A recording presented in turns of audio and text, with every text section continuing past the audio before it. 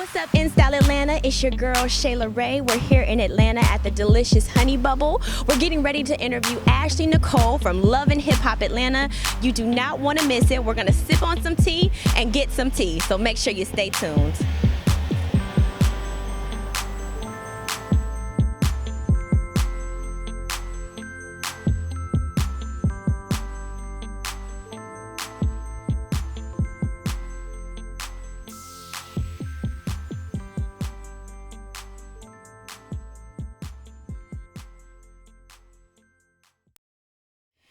We are here with the beautiful Ashley Nicole from Love and Hip Hop Atlanta. Welcome. Hi, I'm here. And as we're sipping our tea, you know. Yeah, shout out to Honey Bubble. It's delicious. Amazing. I love it. So let's start from the beginning. Just tell me a little bit about you growing up. Are you from Atlanta or? Well, I was born in Washington, D.C. Originally, but I've been here for a very long time, like since I was like 8. So Atlanta's my home. I love it here. Growing up was just regular. My father raised me, so he worked really hard to, you know, keep me good, I guess, keep me in school. I was a nerd, okay? So like I had no friends and I was just really smart and I always got honor roll and I was really quiet and who would have known that I wasn't popular in school? Hair flip, yes. Right. So, okay, well, when did you decide that singing was like a passion of yours? Because in addition to being on the show, I mean, your true passion and career goal is singing, right? Yes, that is the goal here, you guys. Well, basically, I can remember singing as far back as, you know, like 4 or 5 years old. My daddy would teach me how to harmonize, and he would be like, stay right there, and I'm gonna do the other stuff, and then we go, you know, so it started there. Both of my parents kind of had an ear for music, so I think that's where I got it from. And then I started taking it a lot more seriously. Probably about 2 years ago, I started, you know, actually recording. I arrange and record all of my vocals, and then I also write all my lyrics too, so. Wow. So, okay. I mean, I'm sure our whole audience wants to know, like, how did you and Kirk even connect or meet? Like, where did that begin? Well, I am a pretty good bartender, so. Bartend too. Yes, I was working in a club, bartending. You know, and Kirk came in there, and I was like, he looks like somebody, but I didn't know who he was, honey. And after like a couple shots of tequila, we were just, you know, blabbing on about, you know, our lives, and he asked me what I did, and I told him, well, I'm, you know, a struggling artist, because it is hard, you know, to book, you know, studio time, and, you know, like, it's expensive as well. So I was like, you know, I sing, I write, and he was like, well, show me. So I showed him my stuff. I let him, you know, hear me live, and he was like, I could help you out, you know. He's super smooth with it, like, let me see what I can do. So that's basically how it all came about. Okay, so now we just have to ask the honest questions here on In Style Atlanta, because we keep it 100% candid. I mean, do you think that he was kind of like spitting some game, or was he really just interested in, you know, helping your career? Kirk is very hard to read.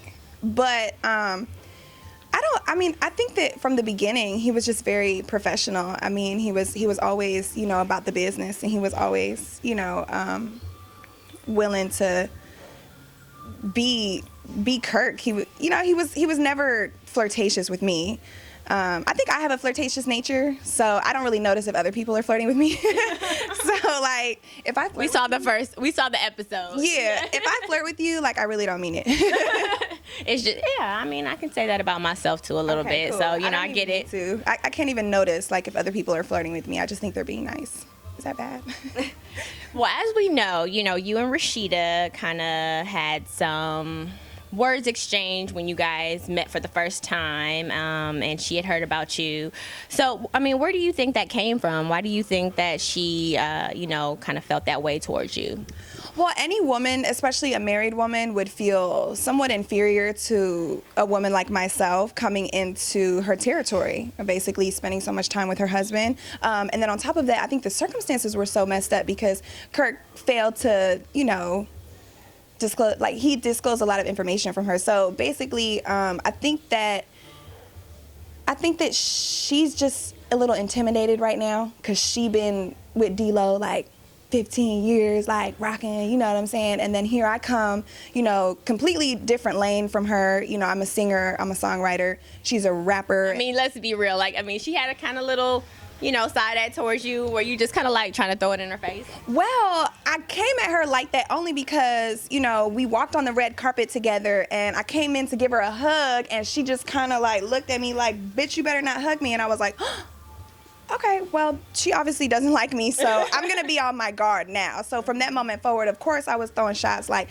oh, you like my dress? Oh, thank you. Your man bought it for me, you know, just trying to keep it cute because, you know, you didn't want to hug me, and obviously there's something going on, so I'm never going to, you know, just let her do me like that, so. Right. So for the record, you and Kirk have never had any type of romantic relationship, connection, discussion, none of that. Well, you're just going to have to watch and see exactly how great our connection is. Mondays at 8 p.m., you can see whether we're real or whether we're fake or whether there's something going on because, you know, it gets a little juicy. Interesting. Very, very interesting. So Rasheeda said something about you not being talented and things of that nature. So can you clear that up, or what exactly did she say and how did that make you feel? Well, no one can call someone untalented unless they're, you know, I mean, she's obviously just not knowledgeable. She hasn't listened to any of my music. She hasn't taken the time out to get to know me whatsoever. So she's just speaking, I think, solely on, you know, what Kirk has maybe said or like the lack of information that she may have. So once she listens and once she, you know, gets all the tea, she'll change her mind. Okay. Well, we will find out. We will see. But I do want to talk about this crazy last episode, which was crazy. First of all, tell us a little bit about your record, Trippin', because I know we saw you in rehearsal. Mm-hmm. So tell me a little bit. Okay, so my new single, Trippin', which is now on iTunes, you will see me on full-fledged Ashley Nicole mode. Like, nobody should be tripping off of me, you know, when there are so many options out here. And I hope that I can speak to every single woman. Like, please do not stay with that one man who treats you like garbage. Like, can you please know that there are so many other people out here that will treat you way better than the man who's, you know what I'm saying? Or even like, if there's one man chasing you, like, we don't like that. Like, you know what I'm saying? Like, you know, it's just basically like, get up off me. Like, there's so many other people out here. I was dating you, but then I was also with the other person. So basically, it's just like, we out here, you know what I'm saying? We run this. Like, women, we run this show. Like, don't let men make you feel like any different than that. And that's basically what the song is about. We're not tripping. Trip off of me. Thank you. That's what's up. That's definitely what's up. So, also in the last episode, you pulled up to Rasheeda's house to pick up Kirk. Oh, the ranch. Yes. Yes. Okay. The ranch. So, what happened?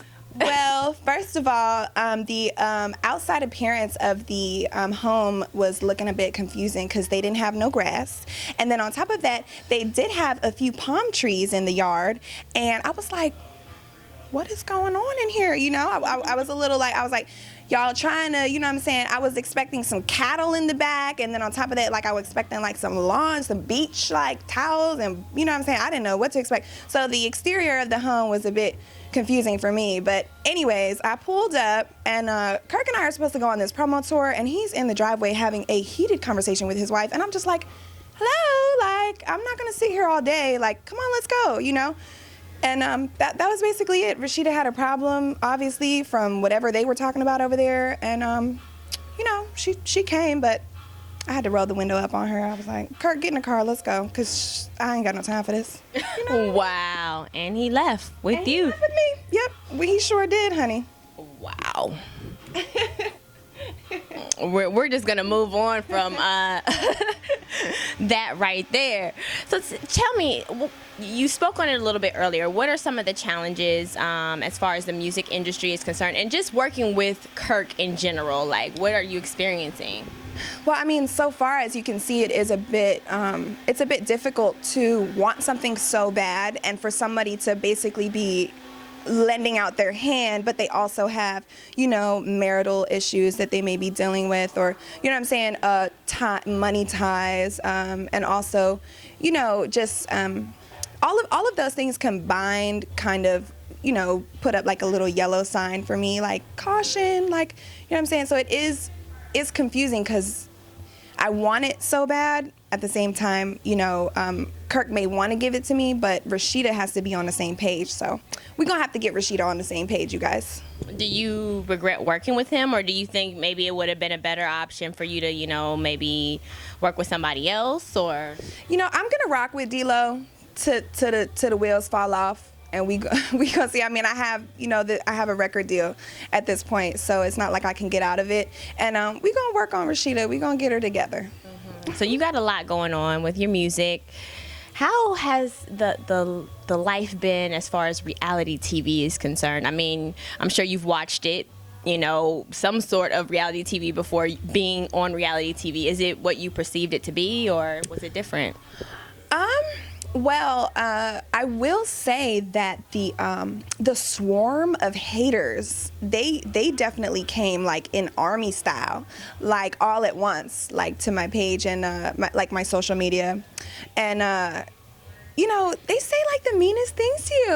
Like if you actually sit there and read like what they say, like it could possibly get to you. If I'm starting to get that shield. I was gonna ask you about that too, because I've seen some of the comments, and not just your page, but just a lot of different reality TV stars' pages, and I mean, I wanted to know if you actually read it and internalize it. So, man, okay, I don't internalize it, because if I did, I'd probably like hang myself. Like they're so mean, but other than that, I think that it has to happen. It's inevitable when it comes to the job I've decided to take on. So I'm ready for it. It's not going to bother me, you guys. So you can continue to do it. It's not going to bother me. So do you ever say anything back, and why do you think people are hating on you? I will never respond, ever. So that's dead. Mm-hmm. So no, because it's just a waste of time. Mm-hmm. And does it bother me? Yeah, do you ever feel like, why are they hating on you? Well, these women are obviously very, very lonely and miserable, and they have nothing better to do with their lives. So if I wondered why, I mean, probably because maybe like they have their own dreams that they didn't fulfill, so maybe they want to drag me down, to their, state of mind, which it's not going to happen, but I would say that's probably why. Yeah, and they also might feel like, the way it's perceived is that you and, Kirk have something going on, which, he's a married man, so maybe they feel like they don't. I'm just trying to figure it out. I don't know. I really don't know. But I think that everyone's gonna just calm down. By the end of all of this, it will all be good. You guys will love me. They will all love me at the end. I promise. Okay. Well, we are excited to see it. So tell us just a little bit more, like what other future endeavors or things with your music that you have coming out outside of Trippin'. Okay, we're working on a second single releasing by the end of the season. We're also working on an EP that will probably be released late fall, maybe early winter. And also, too, all of those will turn into an album by next year. So tune in. It's gonna be a good ride here. We are really, really excited for you. So Ashley, just let our InStyle Atlanta viewers know like where they can find you. Okay. Not for the purposes of hating, if possible, but just where they can find you. Okay, you guys, I have only one Instagram, one Twitter page, and one Facebook page. All the others are fraudulent, and those are Domi, D-O-M-I, Nikki, N-I-K-K-I, Flower, Flower. And my Facebook is just Ashley Nicole. Thank you so much, Ashley. We really appreciate your time, and stay tuned for the tea. Thank you, guys. Thank you so much.